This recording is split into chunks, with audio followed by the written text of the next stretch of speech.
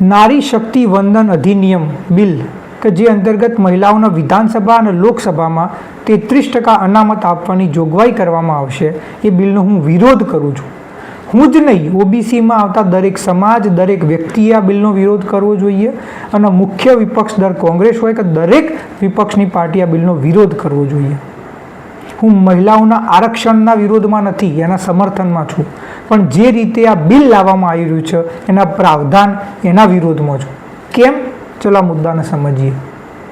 16 થી 18 એપ્રિલ 2026 સાંસદના અંદર એક સ્પેશિયલ સત્ર બોલાવવામાં આવ્યું છે, જેના અંતર્ગત આ બિલ પસાર કરવામાં આવવાની વાત કરવામાં આવી છે કે જેના અંદર 33% અનામત મહિલાઓના વિધાનસભા લોકસભામાં આપવામાં આવશે.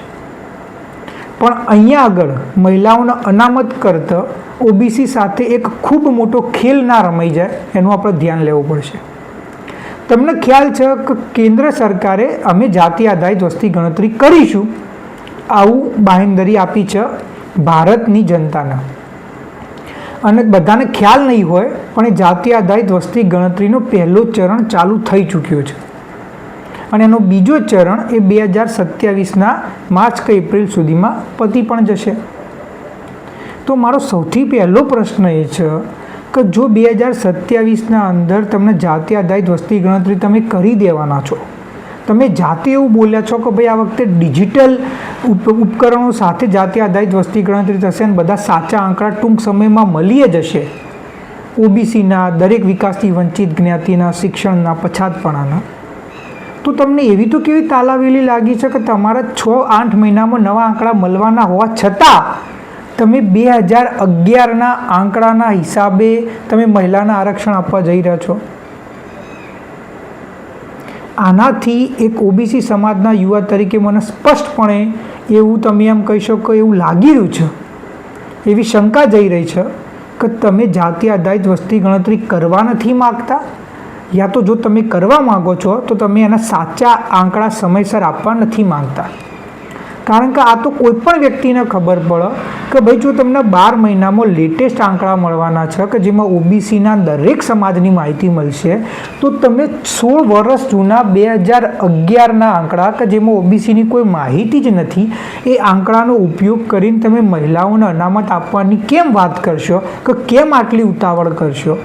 આનાથી તમારા કેન્દ્રમાં બેઠેલી ભારતીય જનતા પાર્ટીના કેન્દ્ર સરકારના જે તમે એમ કહી શકો ને કે જે વિચાર છે એના ઉપર ખૂબ મોટી અમને શંકા થઈ રહી છે. બીજી વસ્તુ કે જ્યારે મુખ્ય વિપક્ષ દળ કોંગ્રેસ હોય કે બીજી બધી પાર્ટીઓ એવી વાત કરી હતી જ્યારે આ બિલ પસાર થયું ત્યારે કે ભાઈ તમે આ 33% અનામત આપી તો એમાં SC/STને તમે જે મહિલાઓના આરક્ષણની સીટો આપી એવી રીતે ઓબીસી માટે પણ અનામત આપો, તો પછી આ બિલના અંદર આનું પ્રાવધાન કેમ રાખવામાં નથી આવ્યું? જો મહિલાઓની અને ઓબીસીની આટલી જ ચિંતા હોય તો તમે એના અનામત આપી શકો છો 33%માં. હું તમને કહેવા માગું છું, 2011ના અંદર જાતિ આધારિત વસ્તી ગણતરીના નામ ઉપર અમારા જોડે બહુ મોટા પાયે અન્યાય થઈ ચૂક્યો છે. હવે પાછો આ જ અન્યાય ઓબીસી સમાજ નહીં થવા દે. ઓબીસી સમાજના દરેક વ્યક્તિને કહેવા માગું છું, ક્યાં સુધી હેરાન થતા રહેશો અને ક્યાં સુધી બિચારા બાપડા બને રહેશો કે અમને આ નથી મળતું, અમારા જોડે અન્યાય થાય છે. જાતિ આધારિત વસ્તી ગણતરી થાય, સાચા આંકડા બહાર આવે, આપણા પછાતપણાના, આપણાના જે અન્યાય થઈ રહ્યો છે એના ખૂબ જ જરૂરી છે, અને તો જ એ જે નીતિઓ છે એમાં સુધારા થશે. અને એટલા માટે હું તમને કહેવા માગું છું, ગુજરાતના અંદર એવું આંદોલન કરો કે દિલ્હી હોય કે ભારત સરકાર હોય એને નોંધ લેવી પડે, એને સુધારા કરવી પડે. અને જો એમના મનના અંદર થોડી એવી વિચાર આવ્યો હોય કે ભાઈ જાતિ આધારિત વસ્તી ગણતરી નહીં કરીએ કે પછી આંકડા નહીં આપીએ, તો એમાં તાત્કાલિક ધોરણે સુધારા કરવા પડે. આ બાબતે તમારા શું વિચાર છે એ કોમેન્ટમાં જણાવો, અને આ વિડીયોને થાય એટલો વધુમાં વધુ શેર કરો કે જેથી આ માંગણી સંસદના અંદર આપણા સાંસદ સભ્યો ઉઠાવવા માટે મજબૂર થઈ જાય. કારણ કે હું મહિલાઓને અનામતના વિરોધમાં નથી, પણ એ બિલના અંદર ખોટા પ્રાવધાન જે છે એના વિરોધમાં છું અને હંમેશા રહીશ. એટલે આમાં તાત્કાલિક ધોરણે સુધારા થાય એવી ઓબીસી સમાજના યુવા તરીકે હું માંગણી કરી રહ્યો છું. જાતિ આધારિત વસ્તી ગણતરી એ મારો હક છે અને તાત્કાલિક ધોરણે થવો જ જોઈએ. જય માતાજી. હું તારક ઠાકોર.